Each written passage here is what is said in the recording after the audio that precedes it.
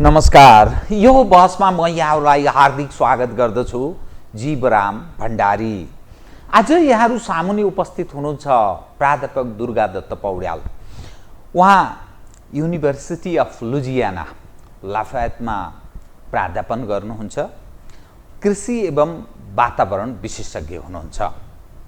आज म उहाँसँग एउटा होनहार नेपाली जो विदेशमा अमेरिकामा बस्छ र त्यही उच्च शिक्षा हासिल गर्दै त्यहाँ प्राध्यापन गर्ने अर्थात् त्यहाँको एउटा प्राध्यापकको जिम्मेवारी त्यहाँसम्मको हैसियत राख्दछ।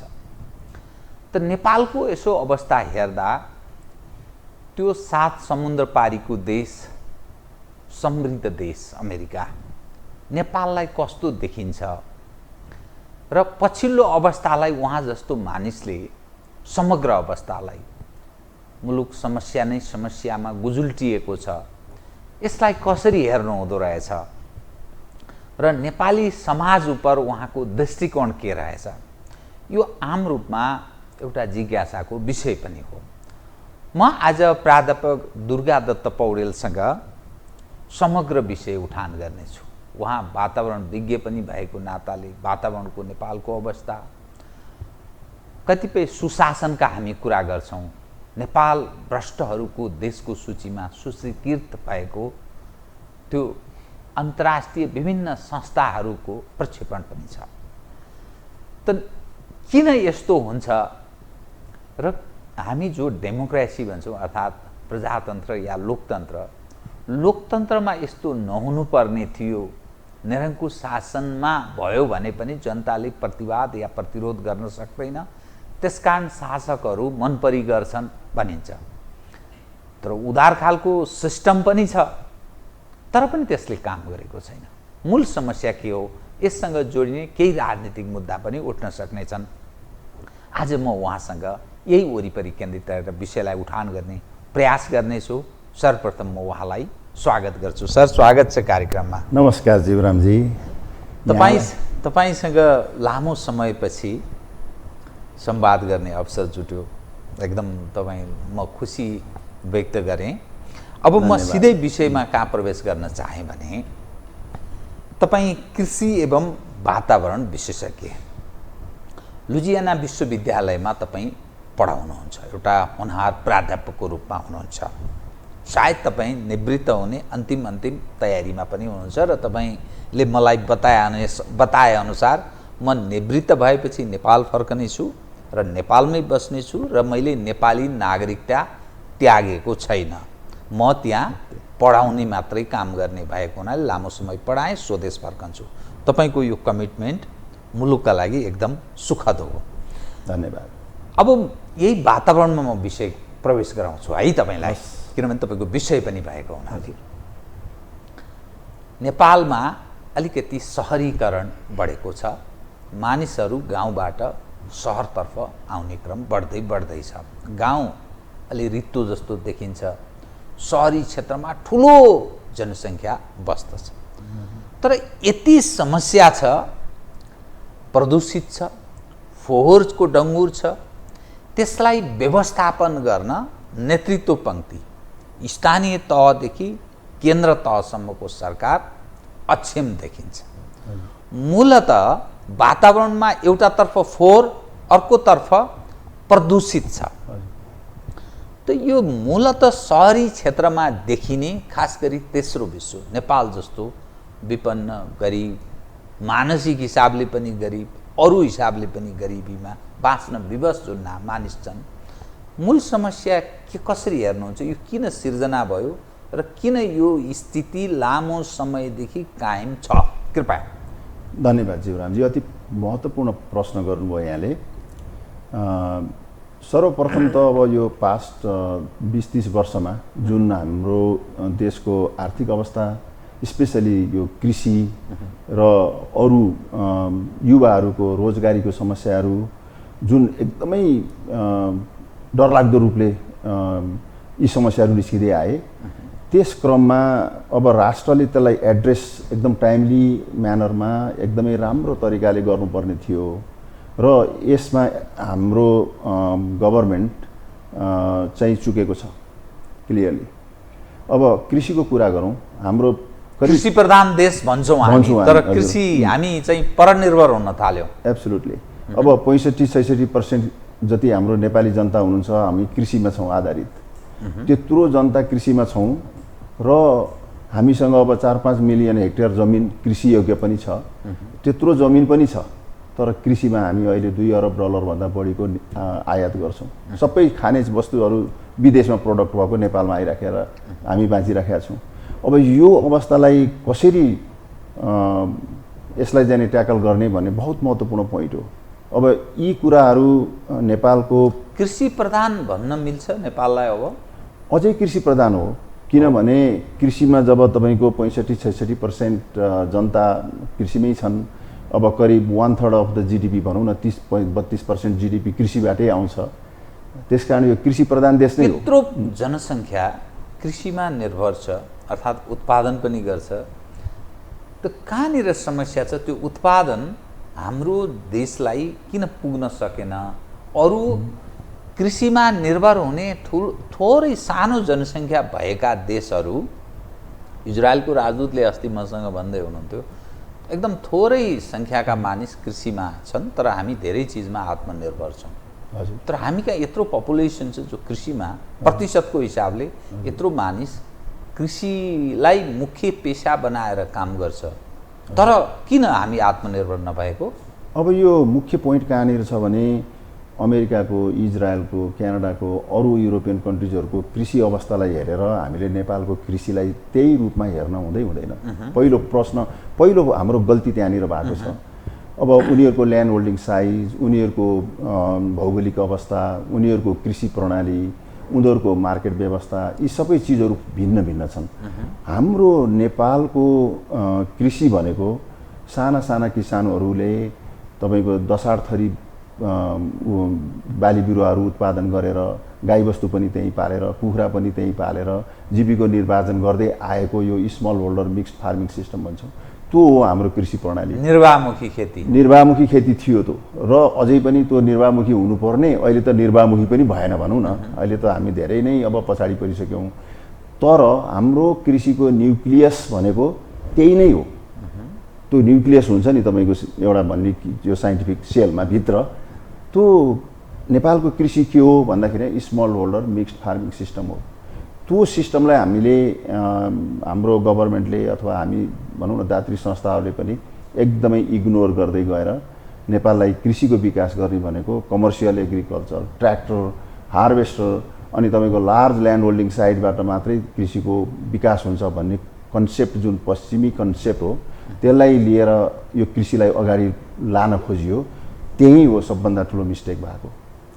हामीले त गर्नुपर्ने के हो भने त्यही स्मल होल्डर मिक्स्ड फार्मिङ सिस्टमलाई कसरी मोर एक्टिभेट गर्ने, कसरी त्यसलाई जाने साइन्स एन्ड टेक्नोलोजीले सपोर्ट गर्ने, कसरी त्यो स्मल होल्डर मिक्स्ड फार्मिङ सिस्टमको किसानहरूलाई सहयोग सुविधाहरू पुर्याउने र उहाँहरूले नै आफ्नो जमिनबाट जति उत्पादन गर्न सक्नुहुन्छ त्यो चिजको दुईटा चिज बहुत महत्त्वपूर्ण चिज जीवरामजी, त्यो पर्चेज एन्ड प्राइस ग्यारेन्टी गर्नुपर्छ सरकारले।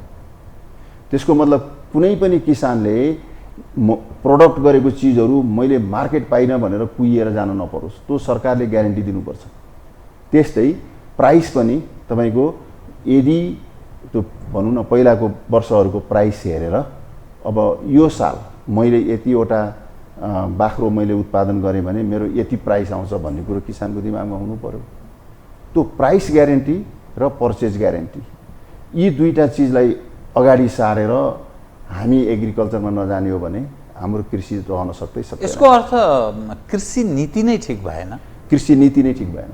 कृषि नीति नै ठिक भएन किनभने अहिले जति पनि कृषिमा गएको लगानी छ, अनुदान छ, त्यो रियल किसानले पाउनु भन्दा पनि यो बीचको स्युडो फार्मर भनेर जुन साँच्चैको किसान होइन, त्यो बीचको किसान बिचौलिया भनौँ के भनौँ, फार्मरको नाममा अगाडि आउने, ट्र्याक्टर पनि लिने, गाई बस्तुहरूको लागि लोन लियो, गाई नभए पनि वनमा चर्न गछ भन्ने, अनि गाईको लोन लियो, के लियो, कसो गर्यो, सम्पूर्ण तपाईँको त्यो जुन अनुदानहरू छ, अब यसरी बिचमा गएर त्यो सकिएको छ।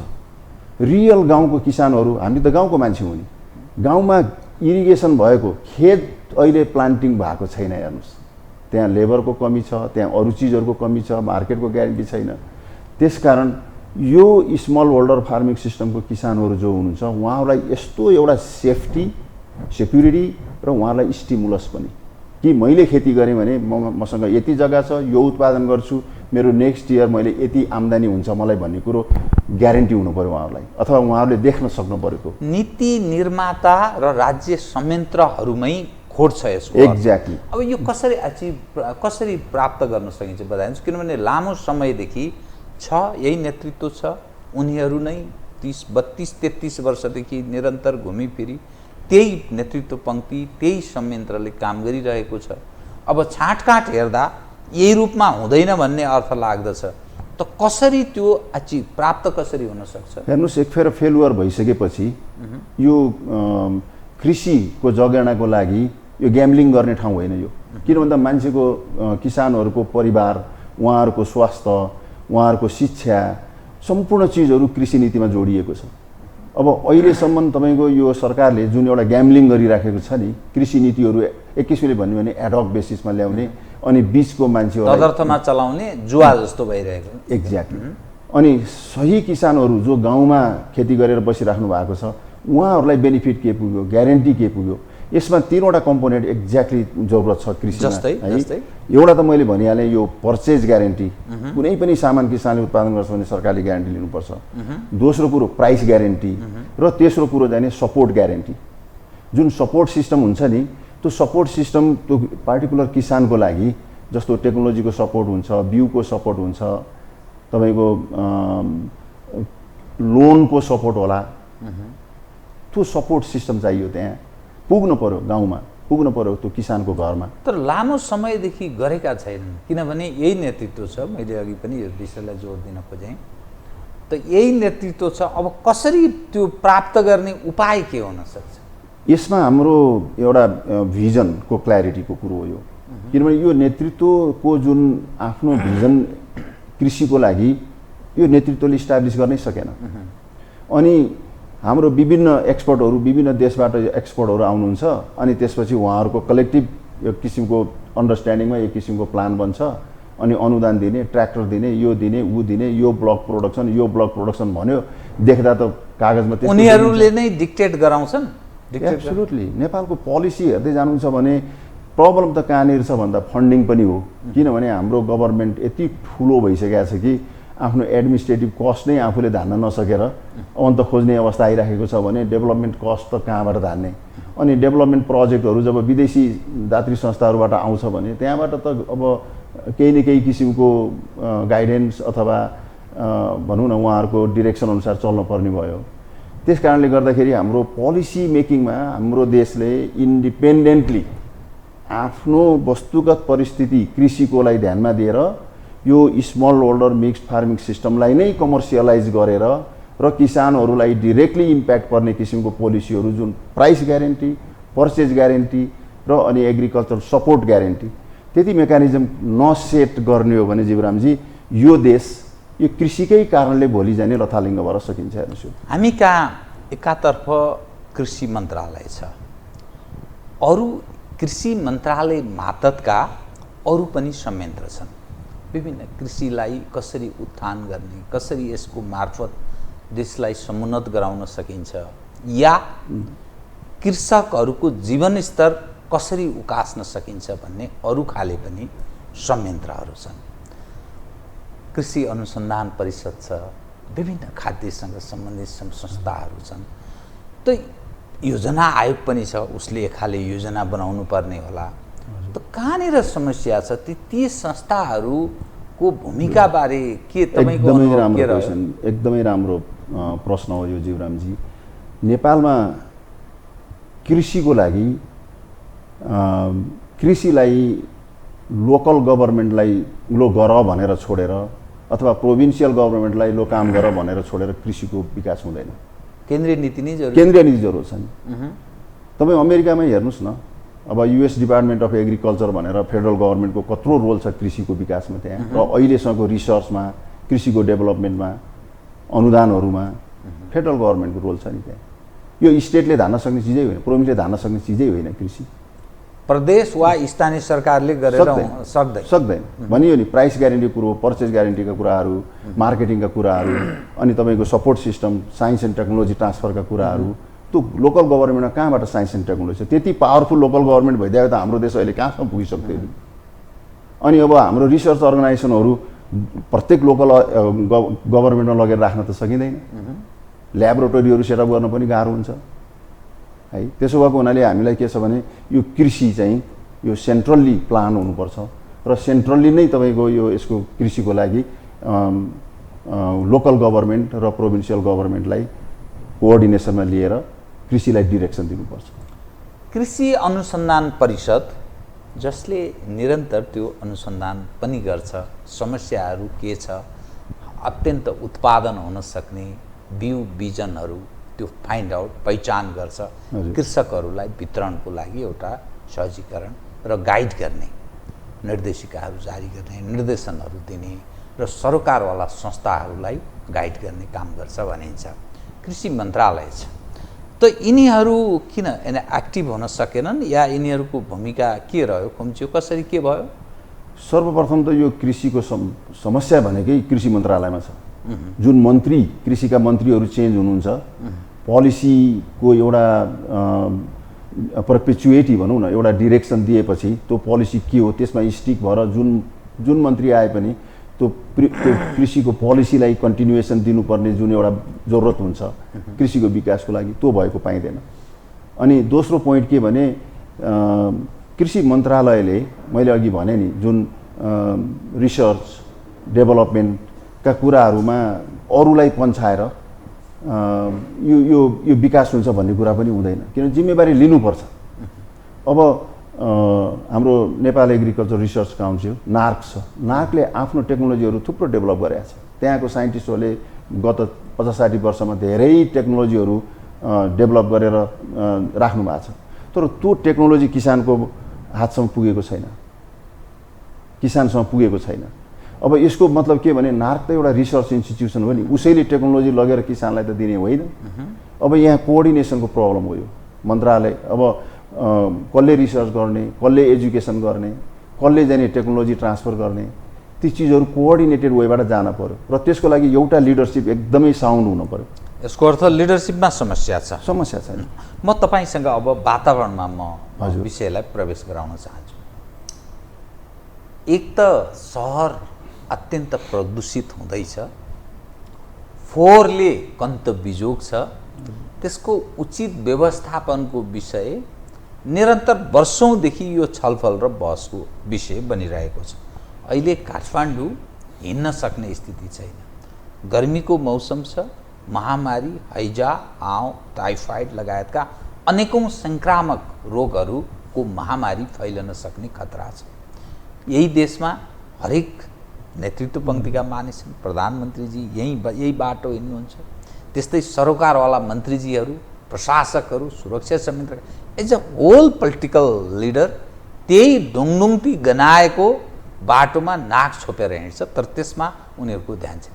मूलत यो फोहोर खास गरी वातावरणमा देखा परेको यो बडा सङ्कटको अवस्था, मूल समस्या कसरी पहिल्याउने? यो मूल समस्या हो कि? मूल समस्या इरिस्पोन्सिबल लिडरसिप, गैर जिम्मेवार। एब्सोल्युटली यो पब्लिक हेल्थ इस्यु हो। हामी काठमाडौँवासीहरूलाई पब्लिक हेल्थ इस्युमा अर्थात् हाम्रो हेल्थमा कम्प्रोमाइज गराएर राखिराखिएको छ यहाँ चाहिँ। अब यसको जिम्मेवारी को त भन्दा त तपाईँको लिडरसिप हो, गभर्मेन्ट हो। अब यही फोहोर मैलाको हिसाबलाई हेर्ने भने जीवरामजी, अहिले जुन मेयर बालेन शाहले जित्नुभयो, उहाँको फर्स्ट कमिटमेन्ट नै के थियो भने यो फोहोर व्यवस्थापन गर्छु भनेर त्यो नभइन्जेलसम्म माला पनि लाउँदिनँ भनेर हिँड्नु भएको मान्छे उहाँ चाहिँ।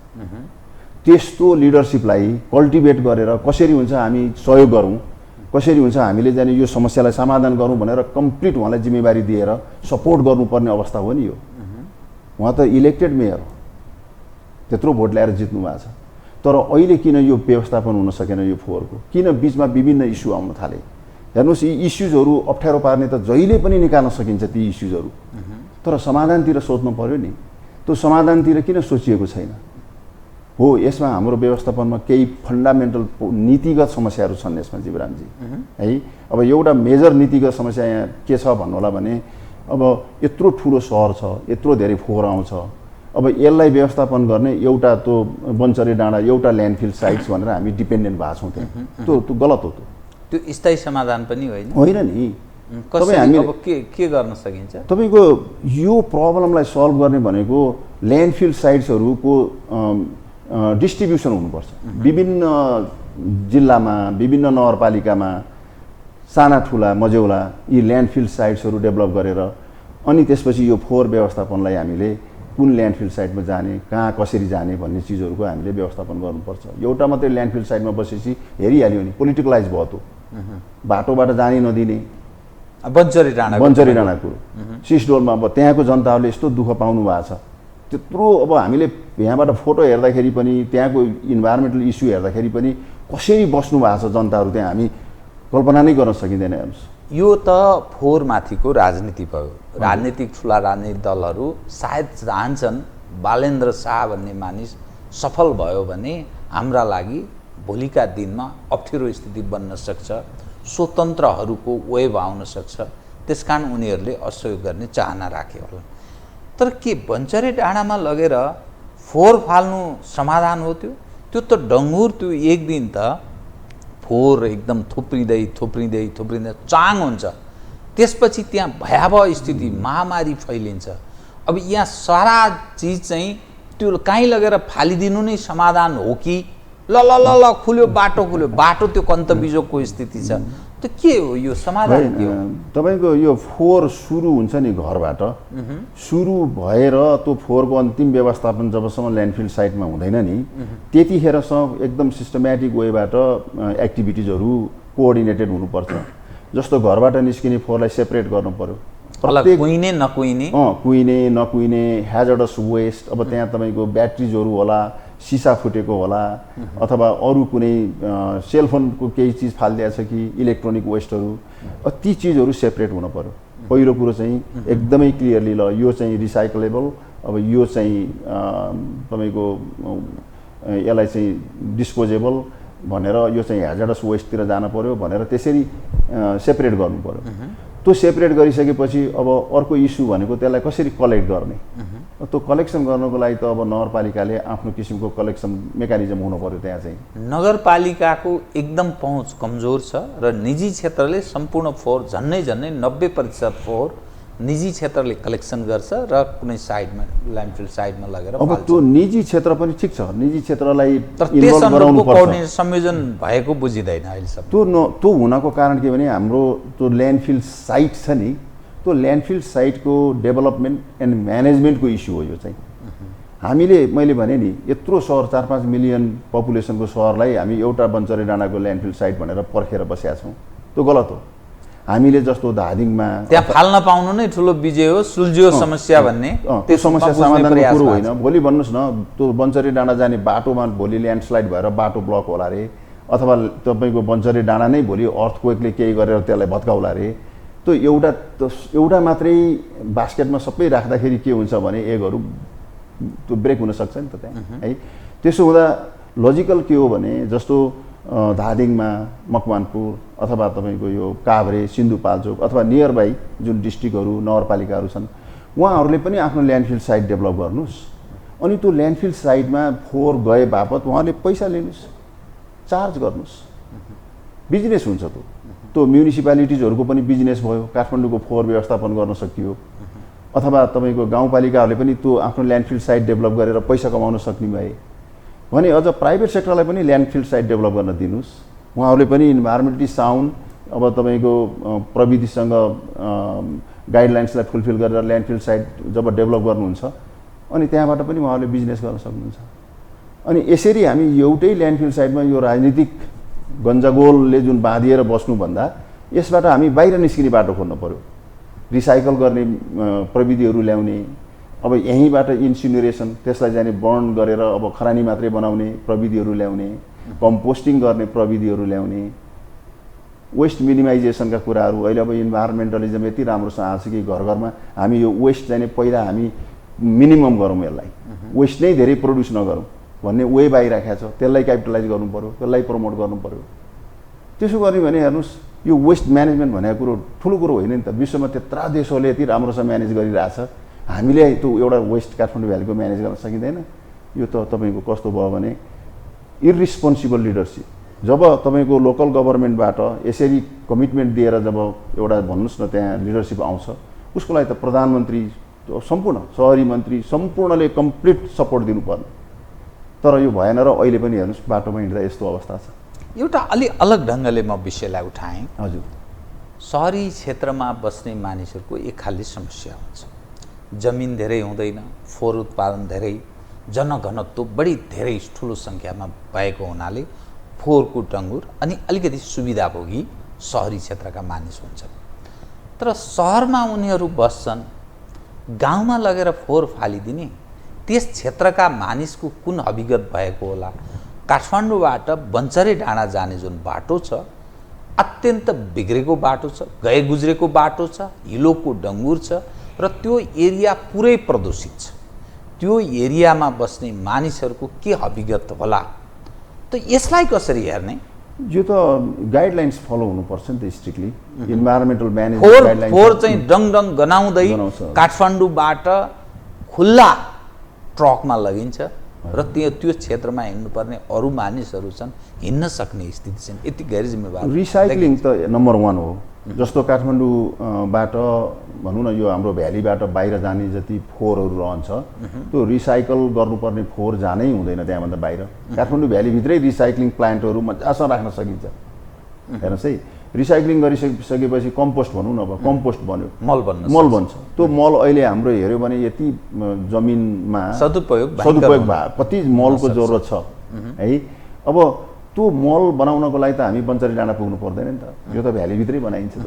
त्यसपछि बाँकी रहेको जुन अन्तिममा ल्यान्डफिल साइडमा जानुपर्ने चिज हो, त्यो भन्नुहोस् अब इन्सिनरेसन भनेको त्यसलाई जलाएर खरानी बनाएको चिज, अथवा अब ल्यान्डफिल साइडमै फाल्नुपर्ने चिज, त्यस्तो छ भने त्यसलाई राम्रोसँग प्याकिङ गरेर अनि राम्रोसँग ट्रान्सपोर्ट गर्यो भने त गन्ध आउँदैन त्यसको।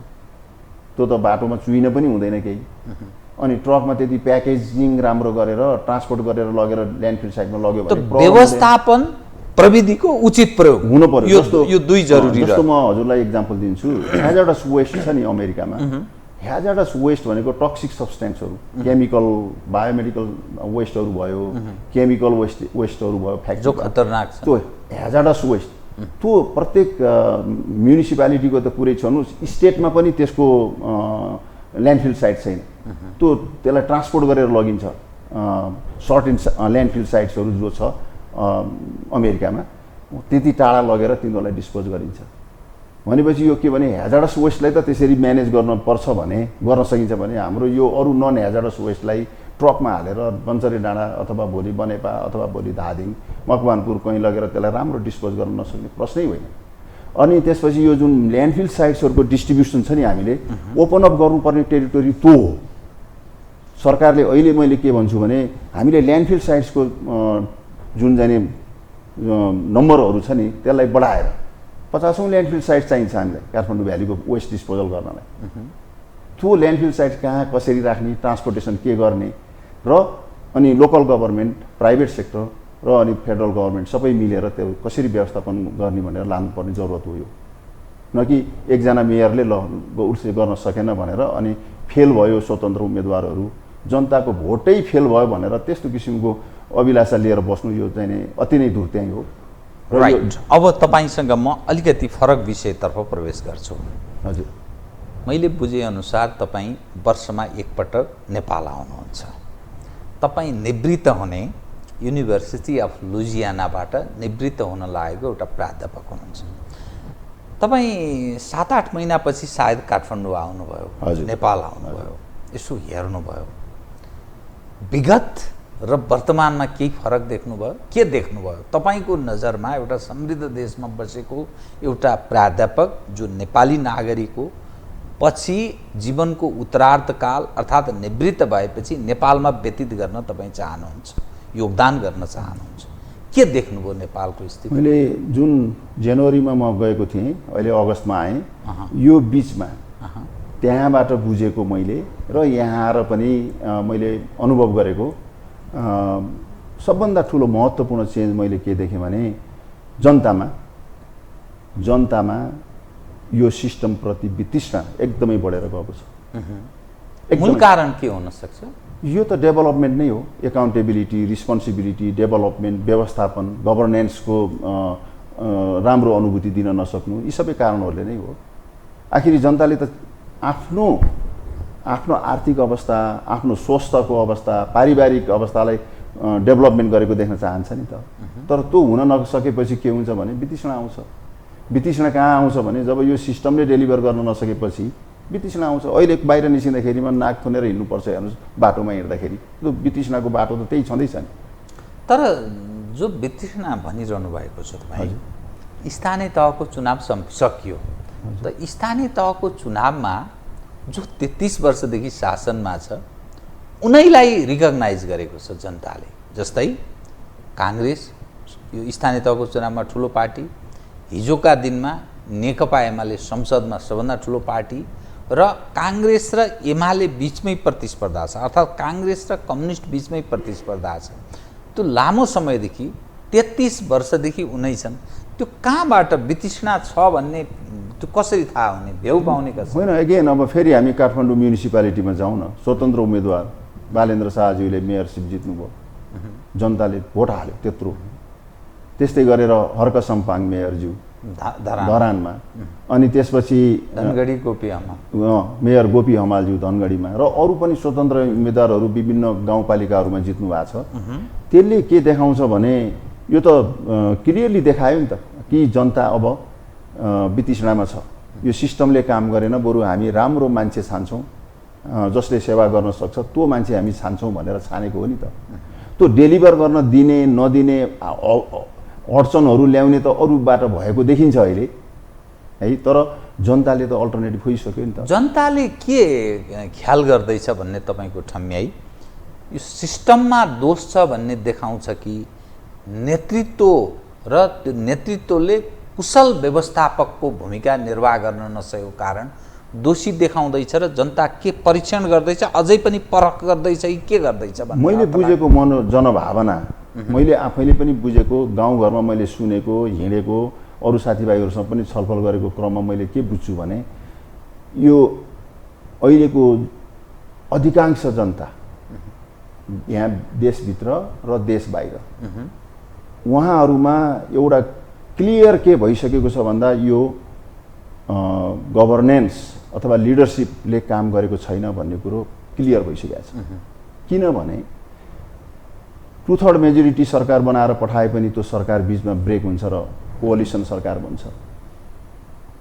अनि राष्ट्रका मेजर इस्युजहरू आउँदाखेरि त्यो कसरी पास भएको एउटा ट्रान्सप्यारेन्ट वेबाट सबै पार्लियामेन्टेरियनहरूले भोट हालेर यस नो नभनिकन पास हुन्छन्। संसदले आफ्नो जिम्मेवारी पूर्वक भूमिका निभाएको छैन कसरी भन्ने प्रत्येक सांसदहरूको छलफल हुँदैन, चाहे एमसीसीको सवालमा होस्, चाहे एसपीपीको सवालमै पनि होस्, या यो अहिलेको नागरिकता विधेयक। किनभने प्रत्येक 275 जति सांसद हुनुहुन्छ, उहाँहरूको डिरेक्ट पार्टिसिपेसन हुनु पर्यो, त्यहाँ छलफल हुनु पर्यो, डिस्कस हुनु पर्यो, अनि मात्रै बल्ल त्यो एउटा निर्णयमा पुग्नु पर्यो। संसद भन्ने अनि कसरी हो त्यो क्ल्यारिटी नदिकन अब ट्रान्सपेरेन्सी नभइकन लो पास भयो भनेर आउन थालेपछि त यसले त जनताको मनोभावनालाई एड्रेस गर्यो भन्न सकिँदैन नि। त्यस्तै मैले अर्को के देखेँ भने यो विगत जुन हजुरको क्वेसन छ 7-8 महिनाभित्र गभर्नेन्स जुन छ, हाम्रो लिडरसिप जुन छ, जनताको भावना मनोभावनाहरूलाई एड्रेस गर्नुभन्दा पनि त्यसलाई टालटुल गर्दै कसरी हुन्छ आफू सुशासन छैन, सुशासन छैन नम्बर 1। दोस्रो कुरो जनताले त्यो बुझिसकेका छ सुशासन छैन भन्ने, त्यही भएर यो स्वतन्त्र उम्मेदवारहरू निस्किनु भयो। अनि दोस्रो कुरो यो हाम्रो नेपाली समाजमा अति नै विद्यमान पोइन्ट के छ भने जीवरामजी हो, यो अहिलेको संविधानले अब संघीयता भन्यो, त्यसपछि गएर प्रोभिन्सियल गभर्मेन्ट, लोकल गभर्मेन्ट, अनि त्यसपछि अब यो सेन्ट्रल गभर्मेन्ट भन्यो, त्यस्तै अब हिन्दू राष्ट्र नभएर धर्मनिरपेक्षता भन्यो। तर अधिकांश नेपालीहरूलाई गएर सोध्ने हो भने समाजमा उहाँहरूले त्यो स्वीकार गरेको मलाई थाहा हुँदैन, मलाई लाग्दैन। असन्तुष्टि छ उहाँलाई भित्र अझै पनि होइन हिन्दू राष्ट्र नै चाहिन्छ भन्ने छ। यो संघीयता चाहिँ नै काम भएन। यसले आफ्नो औचित्य यो पुष्टि गर्न प्रोभिन्सियल सक्छ। गभर्नमेन्टले के गरेर आफ्नो आफ्नो भन्नुहोस् न लेजिटिमेसी देखाउने, के कसरी म प्रोभिन्सियल गभर्नमेन्टको औचित्य छ भन्ने कुरो देखाउन सकेको छैन। रोल डुप्लिकेसनको इस्यु छ। अब गभर्नमेन्टको कस्टको त कुरै छोडिदिउँ त। यस्तो अवस्थामा एकातिर हेर्नुहुन्छ फोहोर उठेको छैन, बिहान उठ्ने बित्तिकै मुख छोपेर हिँड्नुपर्छ काठमाडौँमा, अर्कोतिर डिफ्रेन्ट टियरको यत्रो ठुलो कस्टली गभर्नमेन्ट छ। अब यो त एकदमै म्याच भएन नि यो त हेर्नुहोस्। त यसको अर्थ तपाईँको बुझाइमा मङ्सिर 4 गते आगामी प्रदेश सभा र प्रतिनिधि सभाको चुनाव एकै चरणमा हुँदैछ।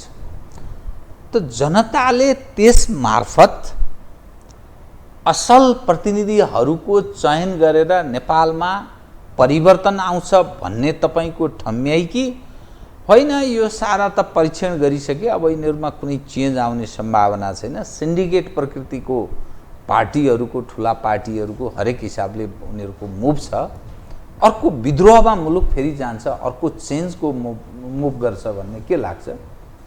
यो दुईटै पोसिबिलिटी देख्छु म 50-50। हजुर, किनभने विद्रोहमा जाने सम्भावना पनि एकदमै छ।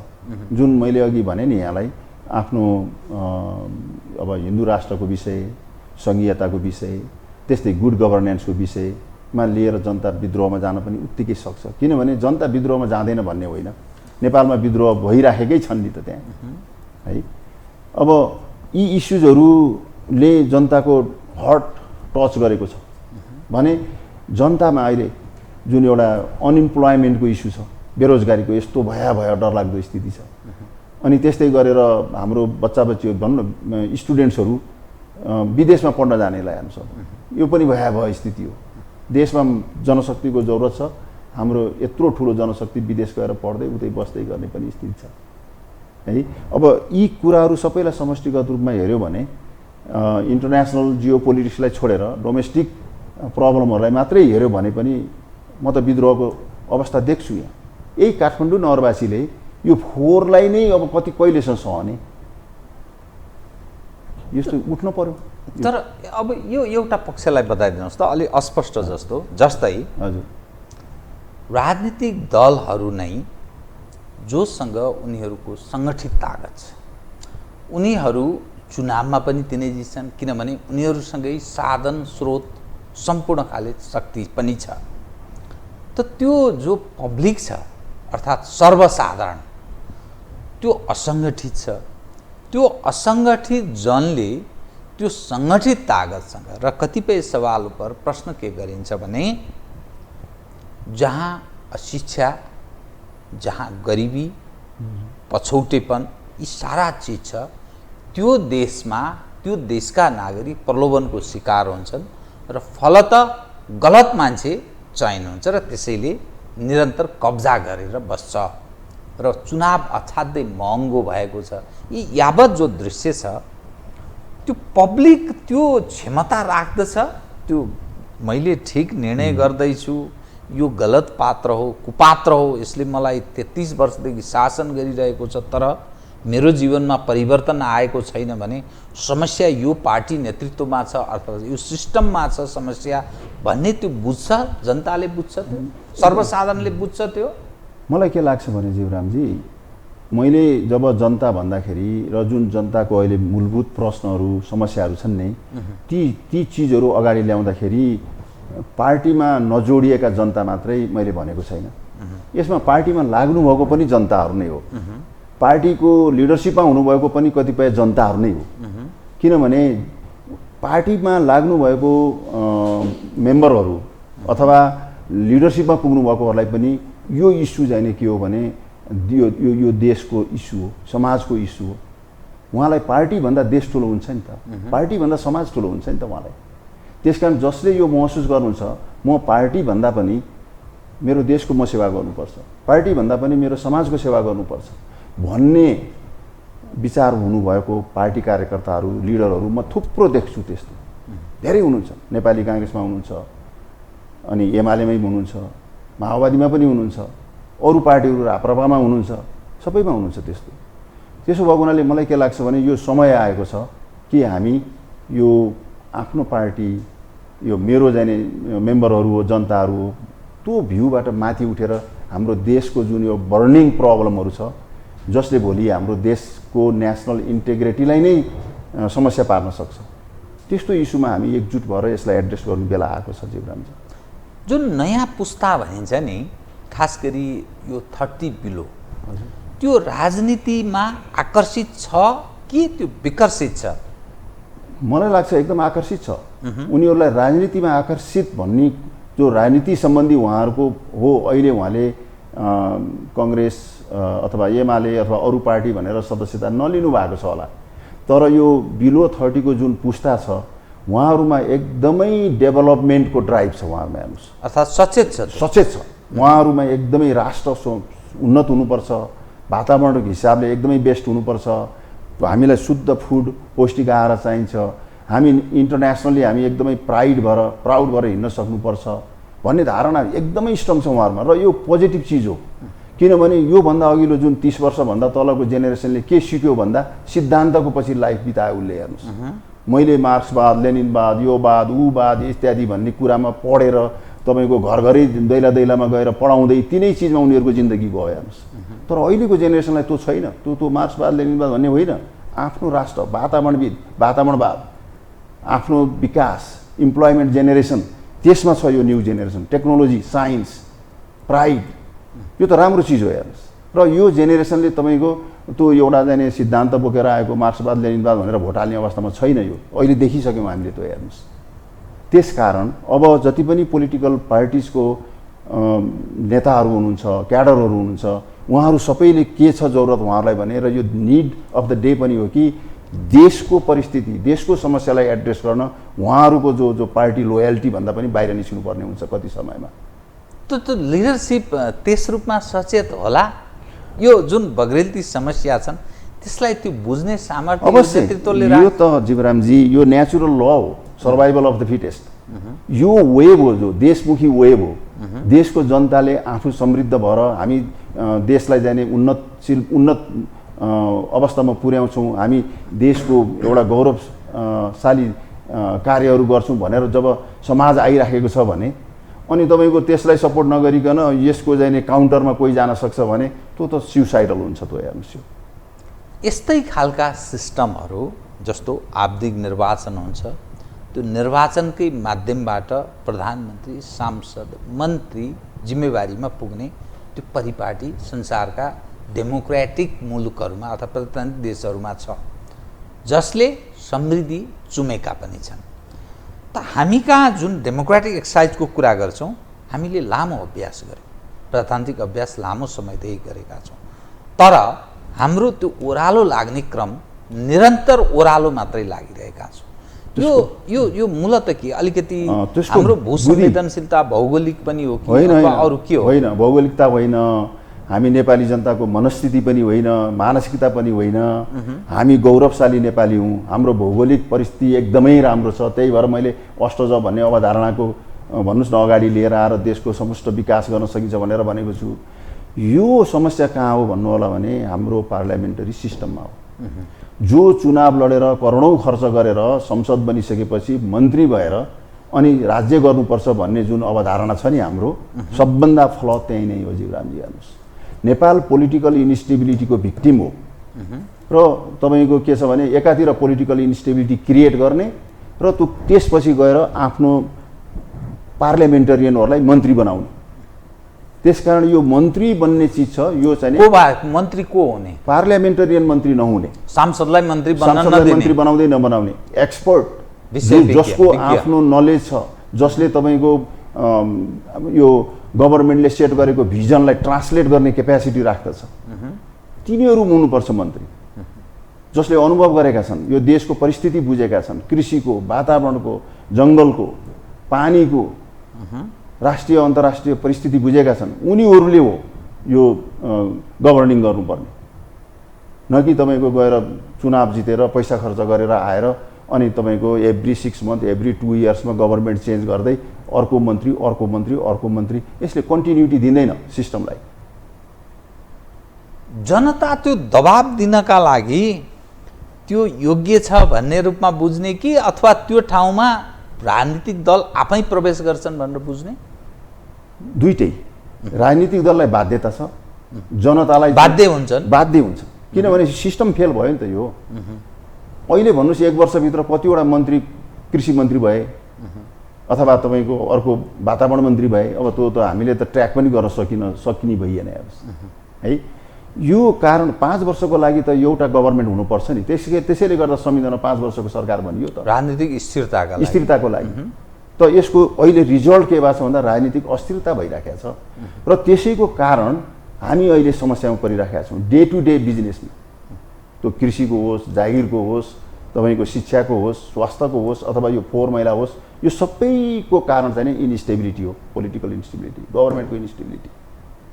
त्यसलाई हामीले काउन्टर दिनको लागि के गर्नु पर्यो, करेक्ट गर्नको लागि के गर्नु पर्यो भन्दा पार्लियामेन्टेरियन चाहिँ नि मन्त्री हुनु हुँदैन। यदि पार्लियामेन्टेरियन जितेर आउनुहुन्छ, मन्त्री हुन चाहनुहुन्छ भने राजीनामा दिनुपर्छ उहाँले त्यहाँबाट। प्रधानमन्त्री हुने बाटो कसरी? प्रधानमन्त्री हुने बाटो त अब अहिले त हाम्रो वेस्टमिनिस्टर सिस्टम भयो, पार्टीबाट आइराख्नु भएको छ। अब यो अहिलेको देशको परिस्थिति हेर्दा, म पोलिटिसियन त होइन है जीवरामजी, म वातावरणविद हुँ, म कृषिको मान्छे हुँ, तर एज अ नेप्लिस सिटिजन मैले चाहिँ के देख्छु अब भने, म नेप्लिस सिटिजनको हिसाबले मैले बोल्दैछु, नागरिकको हिसाबले नेपालले डिरेक्टली इलेक्टेड प्राइम मिनिस्टर चाहिन्छ। प्रत्यक्ष निर्वाचित प्राइम मिनिस्टर, त्यसमा अल्टरनेटिभ नै छैन। किनभने हामी वेस्टमिनिस्टर सिस्टमले देख्यौँ नि त, हामीले 5 चोटि पनि एउटै प्राइम मिनिस्टर, 5 चोटि एउटा प्राइम मिनिस्टर बन्नु भएको छ, 2-3 चोटि हुनुभएको प्राइम मिनिस्टरहरू थुप्रै भइसक्नु भयो। त लिडरसिप क्वालिटी, लिडरसिप भिजन भन्ने कुरो त एकजनाबाट मात्रै आउने होइन नि त देशको त, यो त कलेक्टिभ तपाईँको भन्नुहोस् न, एभ्री 5 इयर्स नयाँ जेनेरेसन आउँछ, 10 वर्षमा नयाँ जेनेरेसन आउँछ, 5 इयरमा न्यू लिडरसिप आउँछ। त्यो नयाँ जेनेरेसनले नयाँ लिडरसिपहरू चयन गर्न मौका पाउनु पर्यो, तर यो वेस्टमिनिस्टर सिस्टमले त्यो मौका दिएन नेपालमा। हेर्नुहोस्, किनभने त्यो 5 पल्ट 4 पल्ट 3 पल्टसम्म प्रधानमन्त्री जब एउटै बनाउँछ त्यो सिस्टमले भने क्वेसन मार्क भयो नि त त्यो। हेर्नुहोस्, तर डेमोक्रेसीमा एउटा पक्ष जो राजनीतिक पार्टी हुन्छन्, ती राजनीतिक पार्टीले सङ्गठित कार्यकर्ता भेडा बाख्रा जस्तो गरेर पाल्ने पनि चलन छ, खास गरी गरिब देशहरूमा। र त्यो कार्यकर्ता त्यो नेता जस्तो सुकै होस् ब्लाइन्ड सपोर्टर हुन्छ, र त्यो राजनीतिक पार्टी सङ्गठित हुन्छ, जनता असङ्गठित हुन्छन्। निरन्तर त्यही पार्टीले कब्जा जमाइरहन्छ।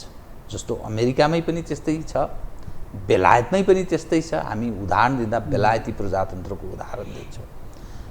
त्यसै गरी नेपाल जस्तो गरिब देशहरूमा पनि त्यस्तै चलन छ, जसले कार्यकर्तालाई भेडा बाख्रा जस्तो पालन पोषण गर्छ, आवश्यक पर्दा जुलुसमा लैजान्छ, नाराबाजी गराउँछ, होल हुज्जत गर्छ, पैसो कमाएर राखेका हुन्छन् नेताहरूले, त्यो सहयोग कार्यकर्तालाई दिन्छ, अनि मानिस दिग्भ्रमित हुन्छ। मिडिया प्रयोग गर्छन्, अन्तर्राष्ट्रिय शक्ति केन्द्रहरूले आफ्नो इन्ट्रेस्टका मानिसहरूलाई जिताउनका लागि फेरि अर्को रोल प्ले गर्छन्। किन गरिब देशको समस्या यस्तै हुन्छ। त्यो कसरी ब्रेक सम्भव होला? यो बहुत पावरफुल क्वेसन हो। यो डेभलपमेन्टल स्टेज हो यो जीवरामजी। अब अमेरिकामा 2टा पार्टी भए, अब जहिले पनि कि अब भनौँ न, अब रिपब्लिकन पार्टी आउला कि डेमोक्रेट आउला, त्यस्तै अब इङ्ल्यान्डमा पनि त्यस्तै हो, अरू डेभलप कन्ट्रिजहरूमा पनि त्यस्तै देखिन्छ। 2-3वटा भन्दा बढी छैनन्। अब भारतमा पनि त्यस्तै छ एक किसिमले भन्यो भने है।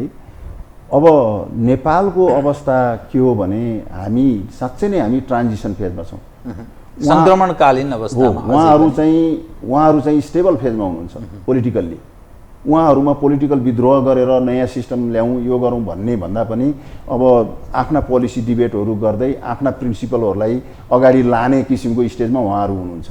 त हाम्रो देशमा के छ कन्फ्युजन अझै भने, हाम्रो जनताले आत्मसात गरेको जस्तो मानौँ न, अब तपाईँको विश्वासका कुराहरूको एड्रेस भयो कि भएन, अथवा गभर्नेन्स नै हामीले जाने सही पिकअप गरियो कि गरिएन, अथवा जुन इलेक्ट्रोल सिस्टम छ त्यसलाई हामीले राइट किसिमले ल्याएको छ कि छैनौँ हाम्रो देशको परिस्थिति अनुसार, यी फन्डामेन्टल क्वेसन्सहरूको एड्रेस राम्रोसँग भएको छैन नि त। यहाँ जुन हुनु पर्ने थियो, हाम्रो त्यो संविधान सभा पछाडि जुन जनताहरूको सुझावहरू आएका थिए, तिनीहरूलाई एड्रेस गरेर, थिङ्क गरेर, स्कलरहरूलाई राखेर त्यो कुराहरू एड्रेस गर्न सकिन्थ्यो, तर गरिएन त्यो। नगरिकन तपाईँको यस्तो यस्तो गर्नुपर्छ भनेर जुन हाम्रो सिस्टममा त्यसलाई इन्कर्पोरेट गरेर ल्याइन्छ भने के हुन्छ, जनतामा रिजेन्टमेन्ट हुन्छ, जनताभित्र सेटिस्फ्याक्सन हुँदैन। अनि यसको रिजल्ट कहीँ न कहीँबाट निस्किन्छ र त्यो निस्किन थालिसकेको छ। अहिलेको जुन स्वतन्त्र उम्मेदवारहरू जुन निस्किनु भयो, काठमाडौँ भन्नुहोस्, मेट्रोपोलिटन सिटीबाट, अब अघि भनिहाल्यो अरू ठाउँहरूबाट, बाहिरबाट पनि, र अनि यिनै पोलिटिकल पार्टिजहरूका पनि बागी उम्मेदवारहरू जुन देखियो नि, थुप्रै बागी उम्मेदवारहरू, यसले के देखाउँछ भन्दा यो system is not in right direction. यसलाई चाहिँ तपाईँको सबै मिलेर, सबै यो भन्नाले यो सिस्टमको हिमायतीहरू पनि र सिस्टमभन्दा भएन भन्नेहरू पनि मिलेर एक ठाउँमा बसेर राष्ट्रमुखी इलेक्ट्रोल सिस्टम, राष्ट्रमुखी गभर्नेन्स सिस्टम र राष्ट्रमुखी पोलिसिजहरू नबनाइकन त विकल्पै छैन जीवरामजी। यसको अर्थ निरन्तर नेपालको राजनीतिक अस्थिरता छ र परिवर्तनतर्फ नै उन्मुख छ, होइन? यस रूपमा बुझ्नु अवश्य अवश्य, किनभने यो अहिलेको लोकल इलेक्सनभन्दा अगाडि हामीले यहाँभित्र यत्रो स्वतन्त्र उम्मेदवारहरू आउनुहुन्छ, समाजमा यत्रो रिजेन्टमेन्ट पनि छ यो सिस्टमको भन्ने कुरो हामीलाई टेस्ट गर्ने मौका मिलेको थिएन। तर अहिले यो देखियो, किनभने त्यो जति उहाँहरूले भोट हाल्नुभयो त्यत्रो 60-70 हजार भोट हाल्नु भएको छ। अब मेयर बालेन साल उहाँले किन हाल्नुभयो भोट? उहाँहरू त सामान्य जनता हो नि त, भोट हाल्ने जनता परिवर्तनको पक्षमा छ। हस्, धन्यवाद छ यहाँलाई कार्यक्रममा आइदिनु। पहिला धेरै धेरै धन्यवाद यहाँलाई र अनि यो टिभीको सम्पूर्ण स्टाफहरू र देश विदेशमा बसेर हेरिरहनुभएका यो अन्तर्वार्ताको सम्पूर्ण दर्शकहरूलाई मेरो एकदमै नमस्कार भन्दै यहाँलाई धन्यवाद दिन्छु। धन्यवाद। आदरणीय दर्शकवृन्द, उहाँ हुनुहुन्थ्यो प्राध्यापक Durgadutt Paudel, university of Louisiana अर्थात् अमेरिकामा उहाँ प्राध्यापन गर्नुहुन्छ, कृषि एवं वातावरण विशेषज्ञ। म सहित सम्पूर्ण युनिटलाई कार्यक्रमबाट बिदा दिनुहोस्, तर यो टेलिभिजन हेर्दै रहनुहोला। नमस्कार।